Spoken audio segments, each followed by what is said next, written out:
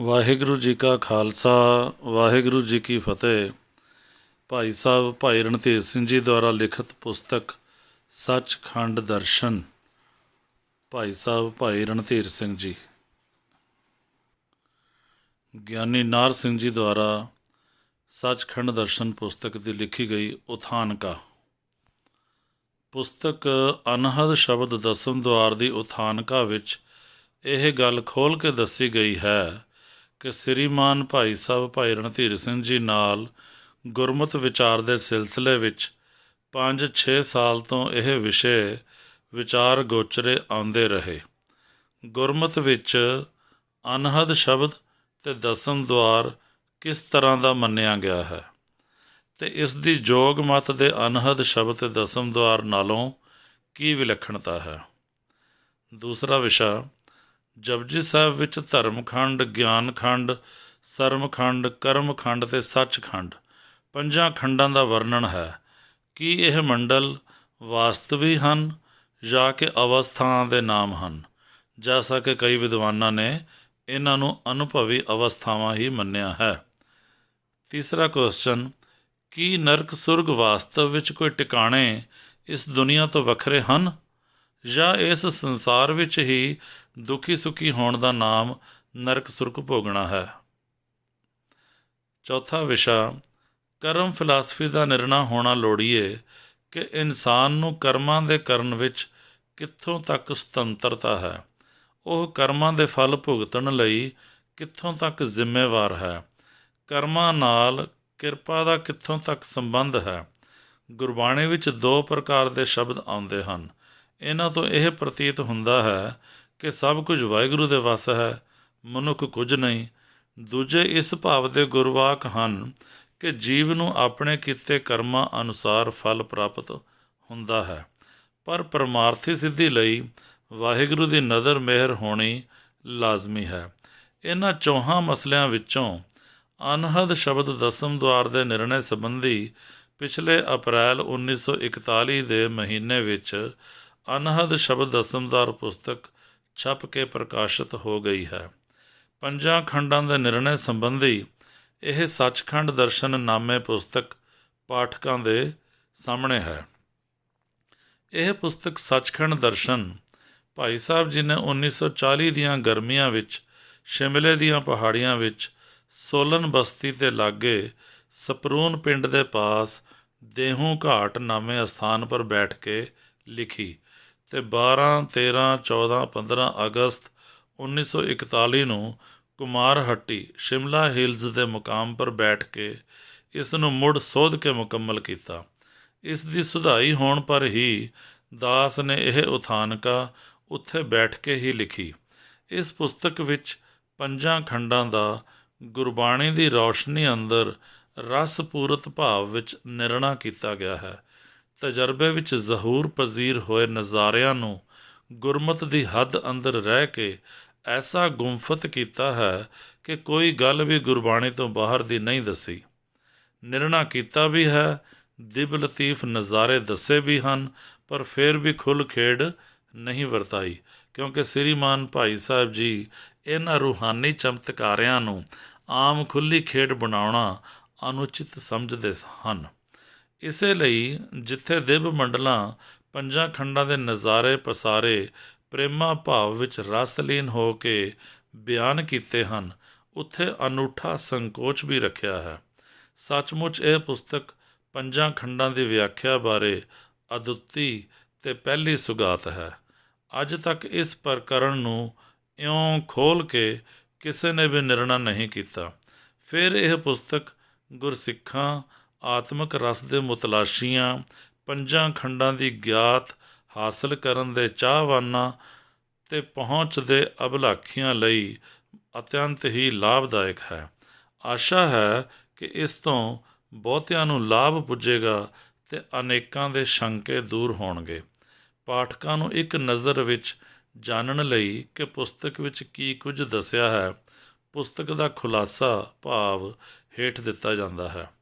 ਜਪਜੀ ਸਾਹਿਬ ਵਿੱਚ ਧਰਮਖੰਡ, ਗਿਆਨਖੰਡ, ਸਰਮਖੰਡ, ਕਰਮਖੰਡ ਅਤੇ ਸੱਚਖੰਡ ਪਰਥਾਏ 34 ਤੋਂ 37 ਤੱਕ ਜੋ ਪੌੜੀਆਂ ਹਨ, ਉਹਨਾਂ ਦੀ ਵਿਆਖਿਆ ਕਰਕੇ ਫਿਰ ਸੱਚਖੰਡ ਪ੍ਰਥਾਏ ਜੋ ਪ੍ਰਮਾਣ ਸ੍ਰੀ ਗੁਰੂ ਗ੍ਰੰਥ ਸਾਹਿਬ ਅਤੇ ਭਾਈ ਗੁਰਦਾਸ ਜੀ ਦੇ ਹਨ, ਉਹਨਾਂ ਦੀ ਵਿਆਖਿਆ ਕੀਤੀ ਹੈ, ਜਿਨ੍ਹਾਂ ਦੁਆਰਾ ਇਹਨਾਂ ਪੰਜਾਂ ਖੰਡਾਂ ਅਤੇ ਖਾਸ ਕਰ ਸੱਚਖੰਡ ਦੀ ਅਲੌਕਿਕ ਮਾਹੀਅਤ ਦੱਸਦਿਆਂ ਤਿੱਥੇ ਵਸਣਹਾਰਿਆਂ ਭਗਤ ਜਨਾਂ ਦੀ ਉੱਚ ਮੰਡਲੀ ਅਵਸਥਾ ਦਾ ਹਾਲ ਵੀ ਦੱਸਿਆ ਹੈ।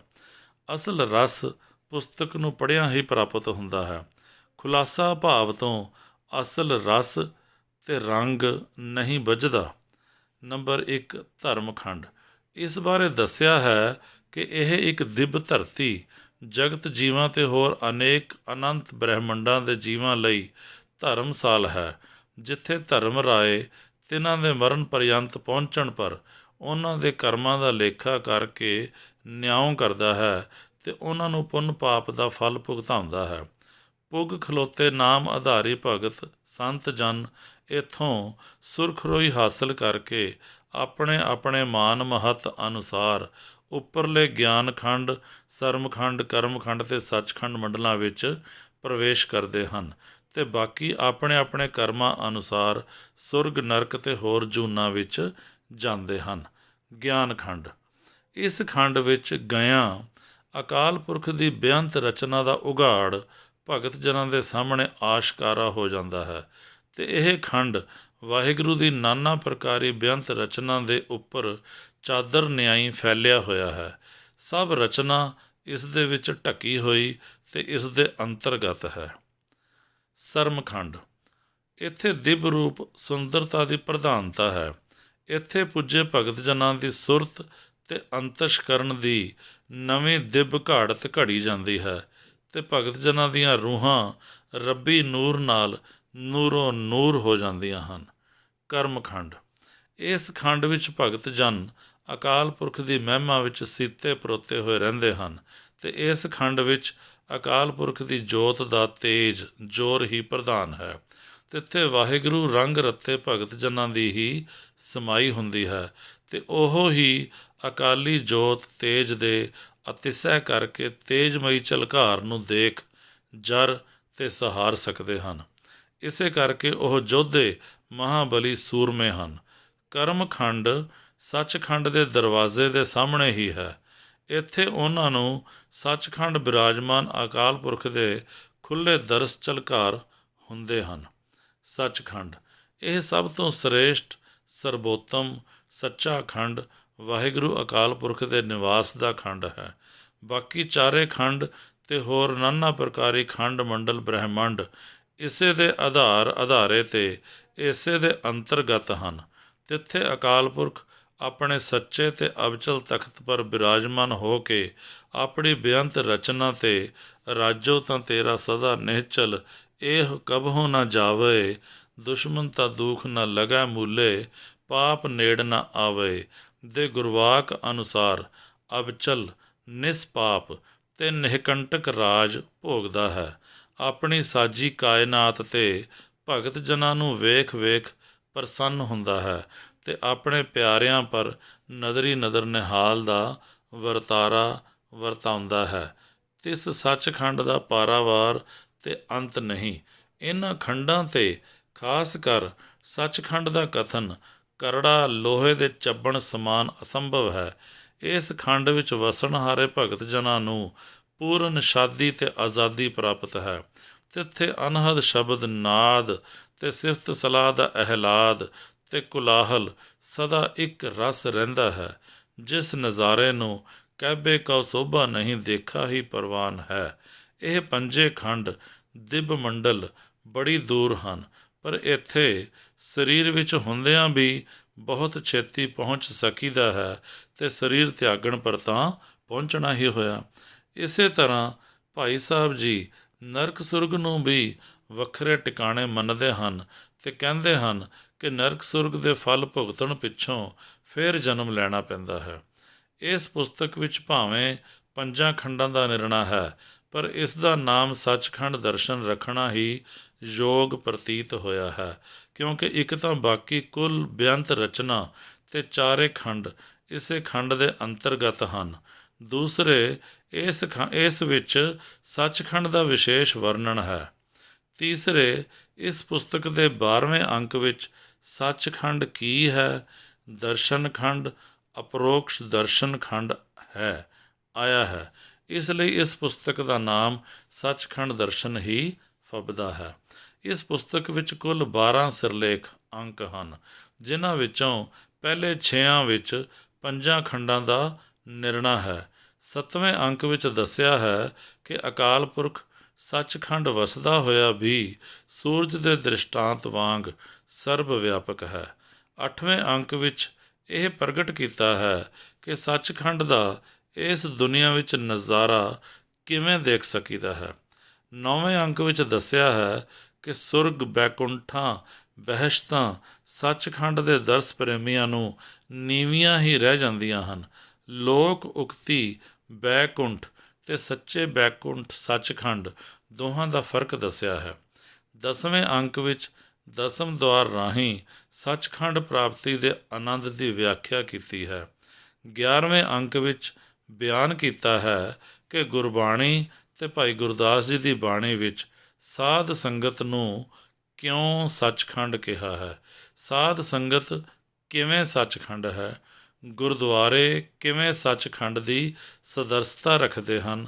12ਵੇਂ ਅੰਕ ਵਿੱਚ ਸੱਚਖੰਡ ਦੀ ਛੱਬ ਅਤੇ ਉੱਥੇ ਦੇ ਦਰਸ਼ਨ ਦਾ ਆਨੰਦ ਅਤੇ ਉੱਥੇ ਵਸਣਹਾਰਿਆਂ ਦੀ ਅਵਸਥਾ ਦਾ ਗੁਰ ਪ੍ਰਮਾਣਾਂ ਦੀ ਓਟ ਵਿੱਚ ਜ਼ਿਕਰ ਕੀਤਾ ਹੈ ਅਤੇ ਨਾਲ ਹੀ ਦੱਸਿਆ ਹੈ ਕਿ ਗੁਰੂ ਜਾਮੇ ਜਦੋਂ ਦੁਨੀਆ ਵਿੱਚੋਂ ਸੱਚਖੰਡ ਜਾ ਕੇ ਜੋਤੀ ਜੋਤ ਸਮਾਏ ਤਦ ਉਹ ਕਿਸ ਅਵਸਥਾ ਵਿੱਚ ਗਏ ਅਤੇ ਹੁਣ ਉੱਥੇ ਕਿਵੇਂ ਵਿਚਰ ਰਹੇ ਹਨ।